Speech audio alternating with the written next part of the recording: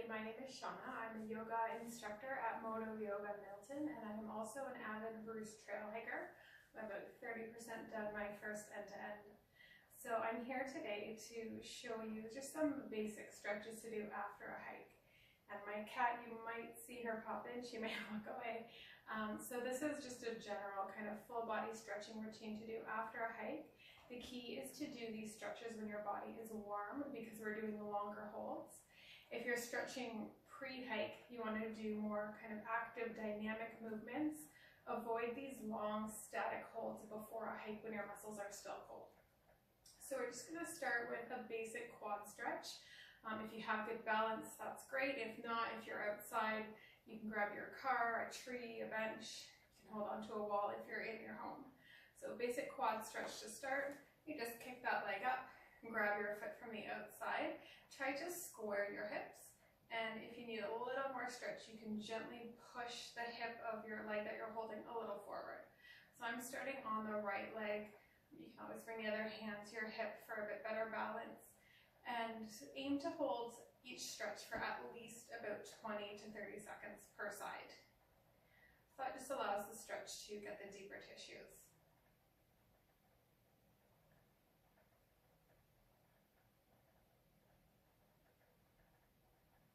A few more seconds, and when you're holding your stretches, make sure you're still taking nice, long, deep breaths. All right, so we're going to release that. And then to the other side, just kick that leg back, square your thighs and your hips. A little shakier on this side. And use the opportunity at the end of your hike when you're stretching just to really kind of slow your breath, become more mindful.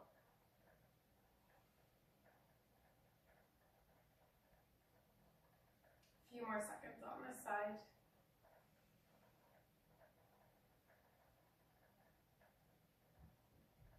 Good, so you can release that. Now come into a hamstring stretch. There's two ways you can do this. The first is just to come into a forward fold. Bend your knees as much as you need to. It's more about keeping your back long here, and then you should feel that into your hamstrings. So if you like this stretch, just let your head relax a little bit. You can hang out here for 30 seconds to a minute. If you want a different option, just to bring your front leg forward, draw the toes back towards you, just kind of sink your hips back in space. And you'll feel a stretch into the hamstrings as well. You just need to do this one leg at a time.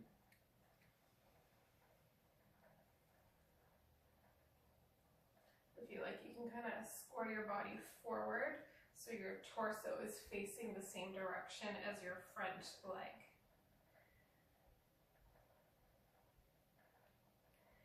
With this one, you can also increase the intensity of this stretch just by how deep you sit your hips down, or you can lean a little more forward to increase that stretch.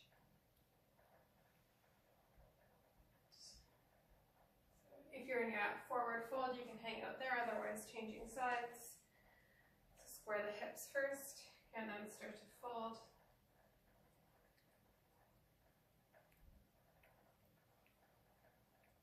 Always keep a nice long spine in your stretches. Our posture can really suffer when we're hiking and going up hills or carrying heavy packs. So focus on all your standing poses that we're doing on drawing the shoulders back. So knit the shoulder blades together and open through your chest a little more.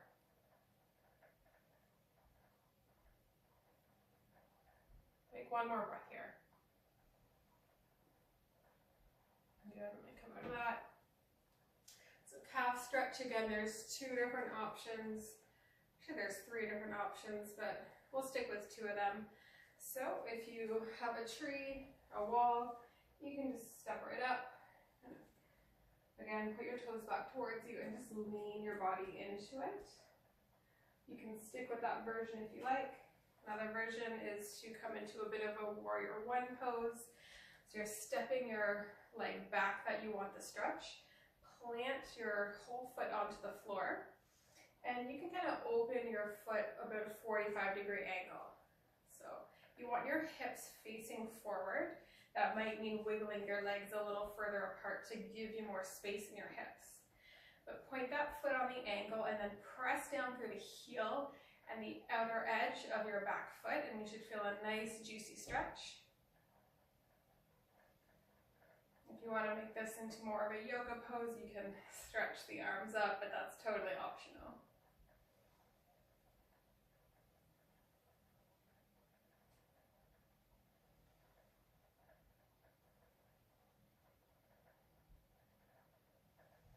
One more breath here. And then when you come out of this pose from this version, just come really mindfully. So lift the back heel up, bend the knee, and then step forward. You don't want to cause any injuries by rushing out of things too fast. So other side, you can bring the hands to the hips, step the opposite leg back, toes point on that angle. If you can't, square your hips, widen your legs, and then sink into that lunge with the back heel pressing down. In any lunge poses, you want your knee to be over top of the ankle on that bending leg. If your knee's coming way forward, inch your back foot further away. Again, we're always supporting our joints and protecting them from injury.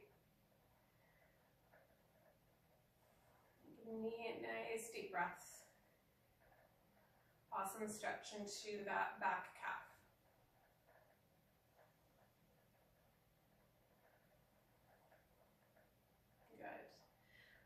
Mindfully coming out, bending the knee, hopping forward, and then the last lower body stretch is a standing figure 4 stretch. So again, if your balance is shaky, you might need something to hold on to. So I'll start with my right leg. So you just kind of slightly bend the standing leg, cross the other ankle on top of your standing thigh, and then flex your ankle. I don't know if you can see that. So you're pointing the toes back to the knee, protecting your knee joint, and you can stay tall. You can sit a little lower if you are really stable and you want a deeper stretch. I'm gonna fall over here, so fingers crossed I don't. But this stretch you feel into the glute on that bent leg.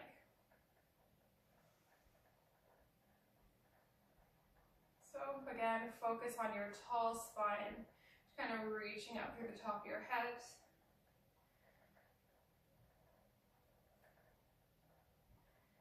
Your balance is really not great, you can always do this one sitting down. This depends on, of course, not having snowy covered ground. You can even do this sitting down, so you might sit inside your car with the door open, kind of lean out. All right, so slowly coming out, start to kind of lengthen up first, and then just release that leg. Avoid torquing your knee out of it. So other side, just bend first, across the other ankle in front. You might need to shift it a little higher for balance.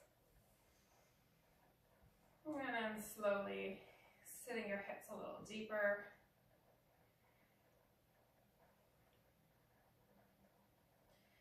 So these are all the major muscle groups of your lower body.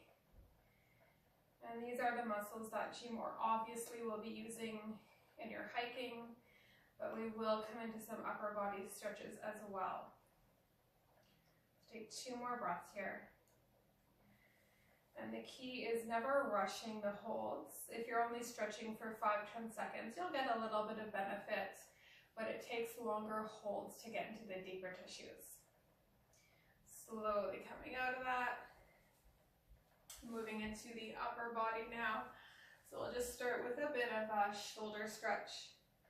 So across your right arm in front of the body, wrap the other arm either behind or in front of the elbow. Avoid directly cranking onto your elbow here. So hold this. You should feel this the outside of the shoulder, maybe the upper back. But we often neglect thinking about our upper bodies, but they are involved a lot in hiking. If you're going uphill, there might be some hunching or rounding forward. If you're using poles to distribute the weight, you're getting a little upper body workout. And if you're carrying a backpack, of course, you've got the weight of that pack.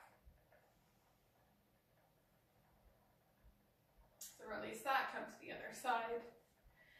And I'm no expert, but I do really encourage using poles when you're hiking to help your posture, just to lighten the load up from the lower body.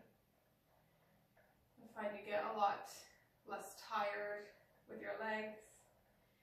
And the other big benefit I find with poles is, especially in hot weather, my hands don't swell as much if they're not staying by my body all the time.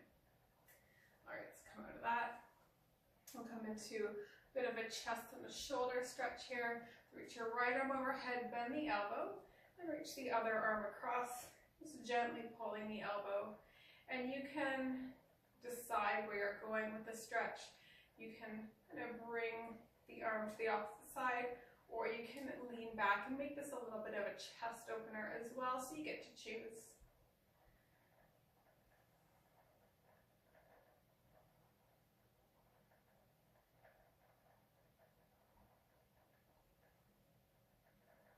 Okay, and gently release. Other sides, left arm overhead, bending the elbow, reaching your right arm across.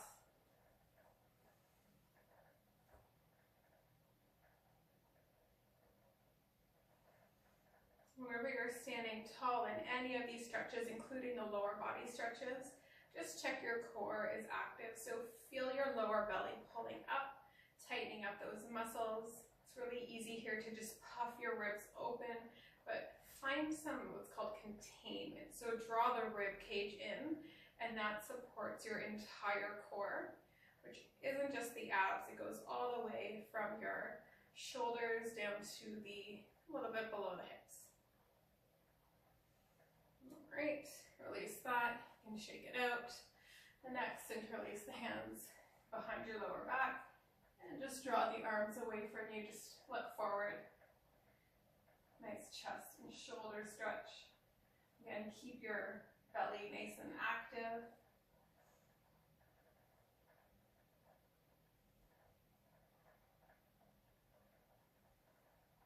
It's a great chest opener.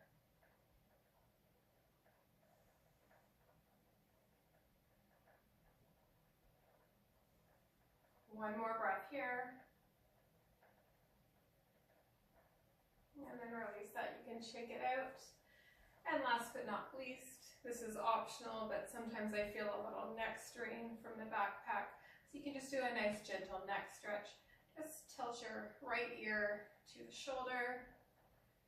Lots of ways to make this a little deeper. You can cross your left arm behind your back, the elbow bent. And you can even take your right hand to the left side and gently, gently add a little weight, but not too much. Never forcing anything with the neck.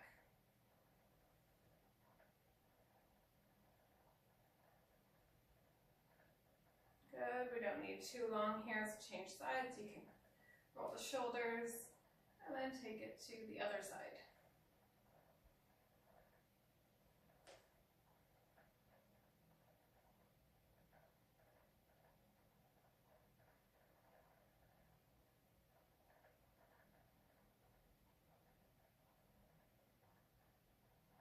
And last breath.